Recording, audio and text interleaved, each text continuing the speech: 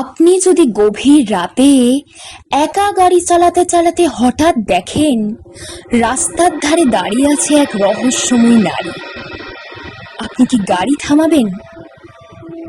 আর যদি সেই নারী আপনার গাড়িতে উঠে বসে, কিন্তু কিছুক্ষণ পর বুঝতে পারেন সে মানুষই নয়, তখন আজকের গল্পের প্রতিটি মুহূর্ত আপনাকে নিয়ে যাবে এমন এক অজানা আতঙ্কের পথে, যেখানে প্রতিটি বাঁকের শেষে অপেক্ষা করছে এক নতুন রহস্য। নমস্কার, গল্প কথায় আপনাদের সবাইকে স্বাগত। আজ শুনবেন প্রখ্যাত সাহিত্যিক বামা প্রসাদ মুখোপাধ্যায়ের লেখা রহস্য রোমাঞ্চে ভরা গল্প অশরীরিণী। শুরু হচ্ছে আজকের গল্প।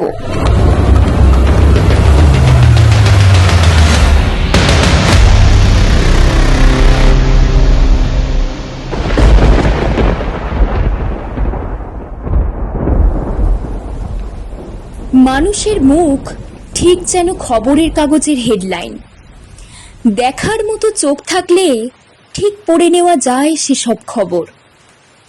এই যেমন অরুণের মুখ দেখে আমার মনে হলো, হ্যারিকেনের নরম আলোয় ওর চোখ মুখ দেখেই আন্দাজ করলাম ওর পেশেন্টের অবস্থা ভালো নয়।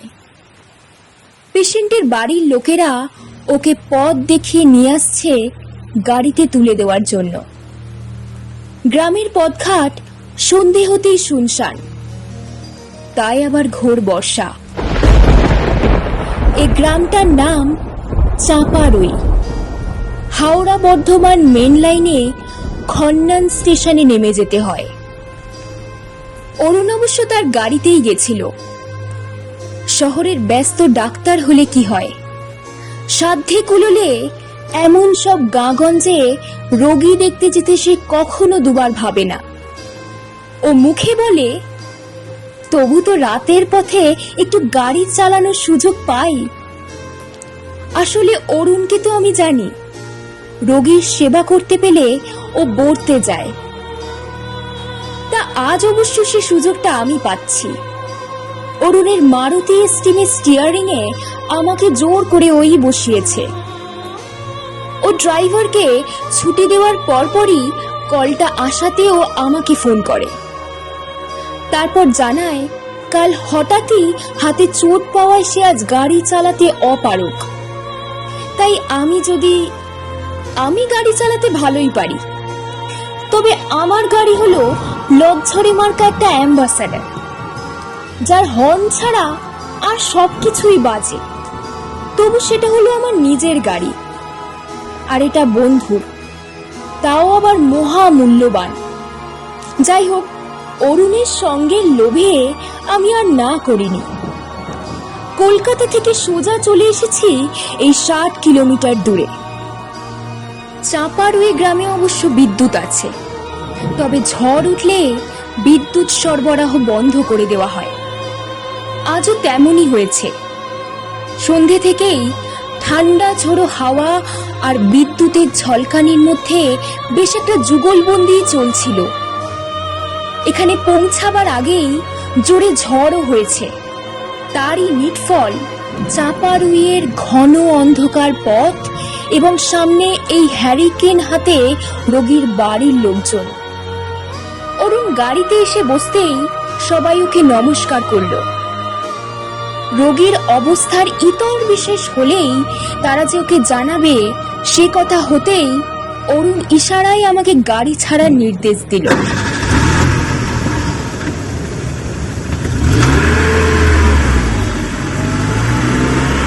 গাড়ি ছাড়তে না ছাড়তেই চড়বড়িয়ে বৃষ্টি এলো। গাড়ির ঝকঝকে সাদা আলোর সামনে শুরু হলো বৃষ্টির উদ্দাম নাচ।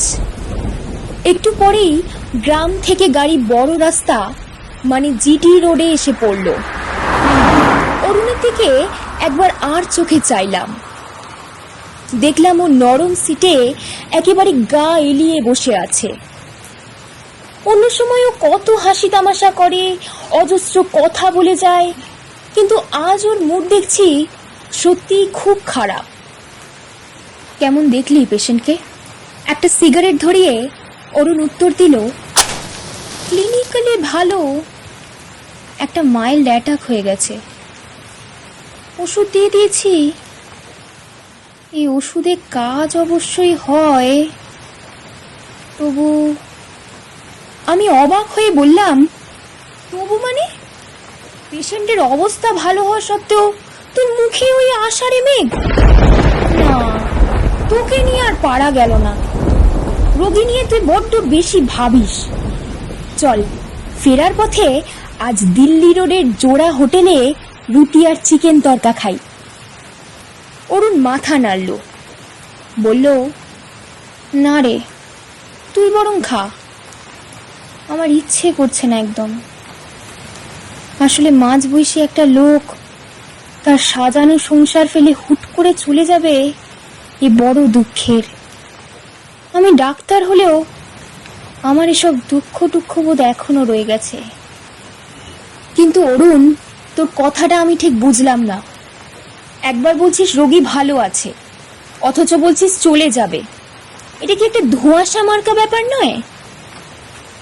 অরুণ কি একটা বলল, আমার কানে গেল না।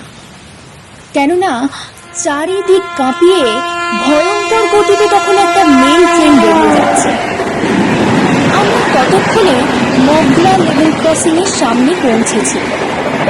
ট্রেনটা চলে যেতেই আবার বৃষ্টির নুপুর শোনা গেল গাড়ির ছাদের ওপর। গাড়ির গতি কমিয়ে দিয়েছি। অরুণ বলল, চালাতে অসুবিধা হলে কোথাও দাঁড়িয়ে যা। এমন দুর্যোগের রাত, পেশেন্টের বাড়ির লোকগুলোকে আবার দৌড়ঝাঁপ করতে হবে। কি যে করি।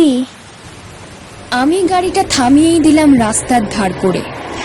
তারপর অরুণের কাঁধে হাত রেখে বললাম, ডক্টর দাস, প্লিজ এভাবে নিজেকে কষ্ট দেবেন না। আমি আপনার বন্ধু, আমি কি কোনো সাহায্যই আপনাকে করতে পারি না? কথার মাঝে অরুণ এরকম হঠাৎ করে নাটকীয়তা খুব পছন্দ করে, তাই কথাটা এভাবেই বললাম। ও আমার দিকে মাথাটা ঘুরিয়ে বলল, বলতেই তো চাই রে, কিন্তু এইসব কথা উঠলে তোরা আমাকে পাগল বলবি। হয়তো বলবি অরুণটা ডাক্তারি ছেড়ে দেওয়া উচিত। তবু বামা, আজ বোধহয় তোকে সব বলতেই হবে। বহু বছর ধরে একা বয়ে বেড়াচ্ছে এই আতঙ্ক। রোগী দেখতে গেলেই এই আতঙ্ক আমার নিত্য সঙ্গী। গাড়ির জানলাগুলো খুলে দিলাম বোতাম টিপে। মুহূর্তে ঠান্ডা বাতাস লন্ডভন্ড করে দিয়ে গেল আমাদের। বাইরে বৃষ্টির শব্দের সঙ্গে তাল মিলিয়ে তাইরে নাইরে না গাইছে ব্যাঙ আর ঝিঝির দল। থেকে থেকে আকাশ গম্ভীর স্বরে বলছে, তাল মিলছে না যে। বিদ্যুতের ঝলক অরুণের মুখে পড়তেই দেখলাম সে বিস্ফারিত চোখে তাকিয়ে আছে উইন্ড স্ক্রিনের দিকে। বুঝলাম ও খুব কষ্ট পাচ্ছে। হঠাৎই ও আমার হাতটা চেপে ধরে বলল, লোকটা মরবে।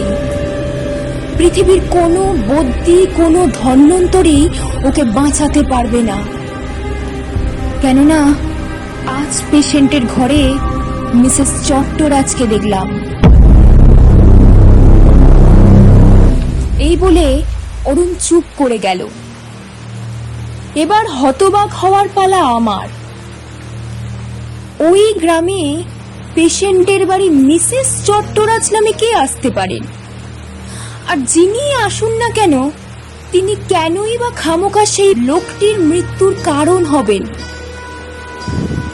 অরুণ বলল, মিসেস চট্টরাজের পুরো নামটা ছিল মিসেস সুমিতা চট্টরাজ। ওর স্বামী ছিলেন সে আমলের IAS officer mister Shobhan Chattoraj. সময়টা ছিল 72 এর ডিসেম্বর মাস। আমি তখন পিজি হাসপাতালে ইন্টার্ন। মিসেস চট্টরাজ ওই হাসপাতালের উডবার্ন ওয়ার্ডে ছিলেন। ওর মাথায় একটা আনআইডেন্টিফাইড পেইন হতো, সেটার ইনভেস্টিগেশনের জন্যই তিনি ভর্তি হয়েছিলেন ওইখানে। আর আমার ভার ছিল তার দেখাশোনা করার। তারপর ভদ্রমহিলা বয়সে আমার দিদির মতোই ছিলেন। প্রথম দিন থেকেই ওর ব্যবহার আমাকে মুগ্ধ করত। তার কথাবার্তা এবং অপরূপ রূপরাশির কথা তখন চাউর হয়ে গেছিল হাসপাতালে। ভিআইপির স্ত্রী বলে আমার উপর নির্দেশ ছিল ডিউটির সময়টুকু যেন মুহূর্তের জন্যেও ওর ঘর ছাড়া না হয়। দিনে আমি থাকতাম আর রাতে আর একজন। মিসেস চট্টরাজের মাথা ব্যথা কি সবসময় হতো? আমি জিজ্ঞেস করলাম অরুণকে। হ্যাঁ, ব্যথাটা ছিল চাঁদের বাড়া কমার মতো, তবে দিনের দিকে কমই থাকত, রাতে বাড়ত। বেদনা বাড়ার সঙ্গে সঙ্গে যন্ত্রণায় উনি পাগলের মতো আচরণ করতেন। ওকে তখন ব্যথানাশক ও ঘুম পাড়ানি ইঞ্জেকশন দিতে হতো। একটা টেবিল ফ্যান রাখা থাকতো ওর মাথার ঠিক পাশে, সেটা অন করে দেওয়া হতো এবং মাথায় হাত বুলিয়ে দেওয়া ছাড়া আমাদের আর কারোর কিছু করার ছিল না। তবে ব্যথাটা যখন কম থাকতো উনি গল্প করতেন। ওর ছেলেবেলার কথা, বেড়াতে গেছেন যেসব জায়গায়, সেই সব গল্প বলতে ভালোবাসতেন খুব। আর ভালোবাসতেন তার 5 বছরের মেয়ে মিষ্টুনিকে।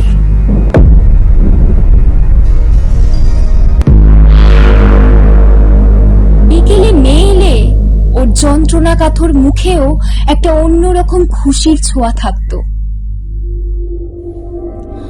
কথা বলার ফাঁকে অরুণ একটু থামতেই আমার হাত ঘড়িটা শব্দ করে জানান দিল সময় চলিয়া যায়। আমি হাত ঘড়ি দেখলাম রাত 9টা। বৃষ্টি প্রায় ধরে এসেছে, বদলে যাচ্ছে আকাশের ছবি।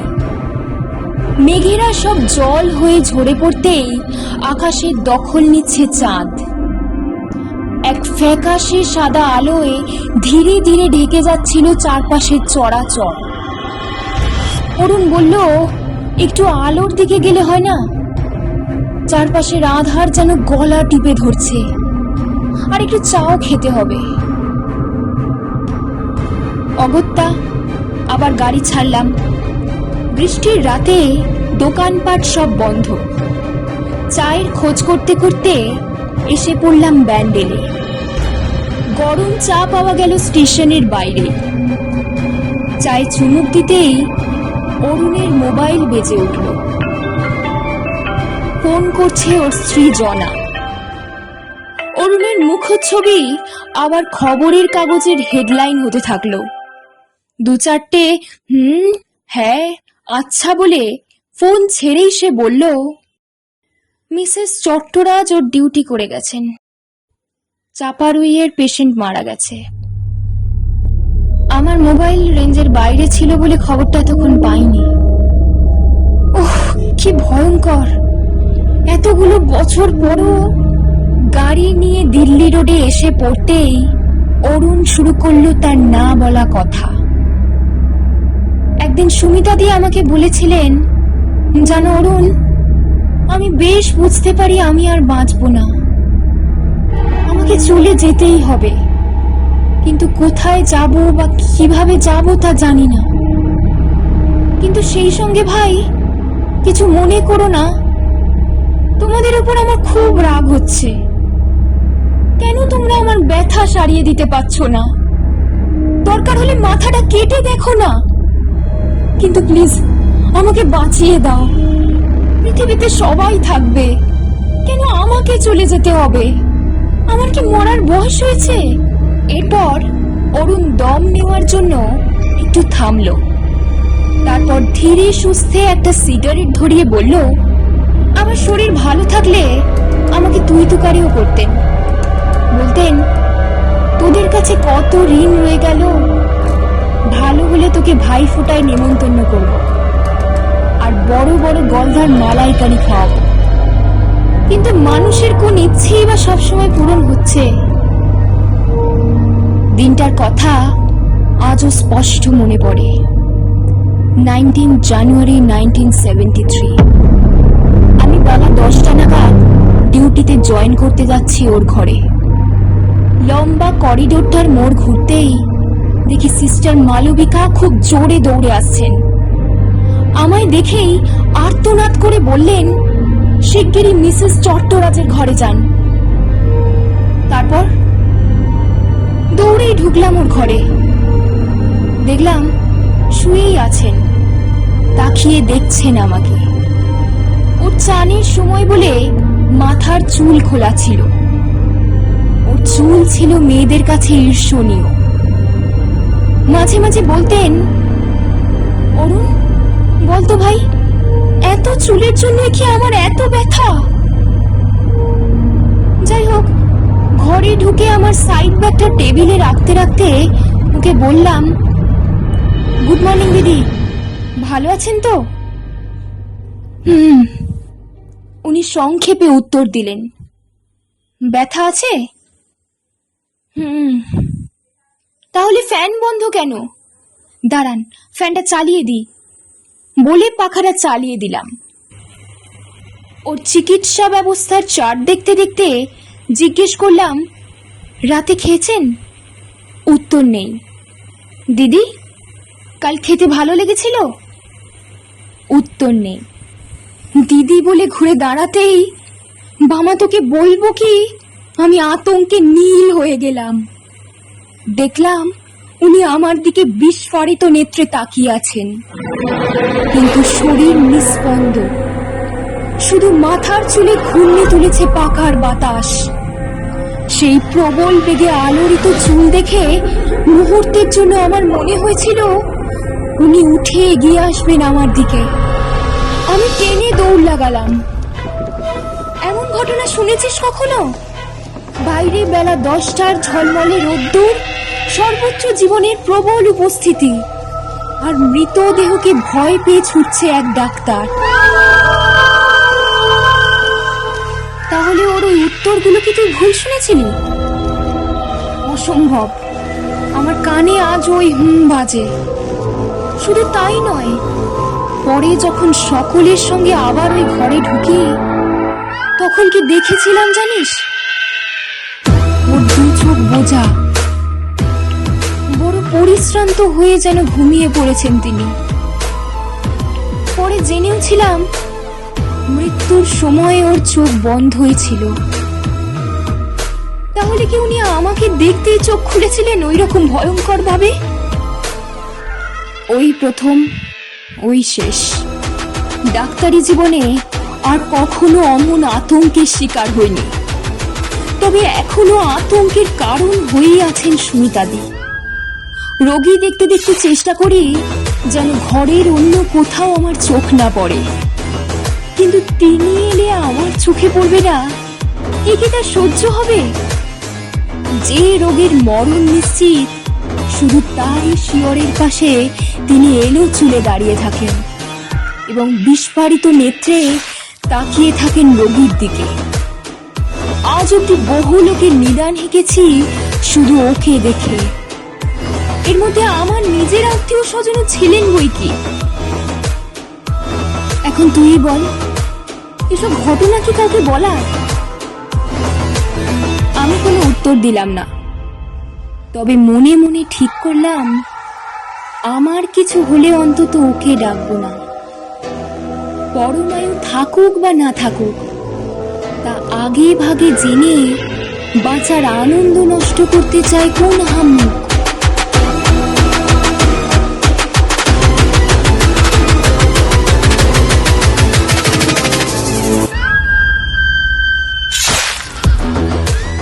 এই ছিল বামা প্রসাদ মুখোপাধ্যায়ের অসাধারণ গল্প অশরীরী।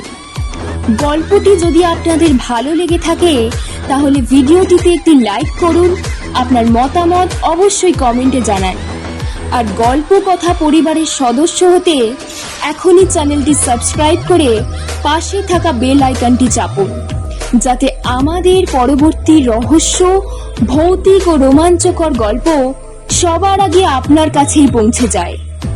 আজ এখানেই বিদায়, আবারও দেখা হবে নতুন কোনো গল্প নিয়ে। ততক্ষণ পর্যন্ত ভালো থাকুন, সুস্থ থাকুন। নমস্কার।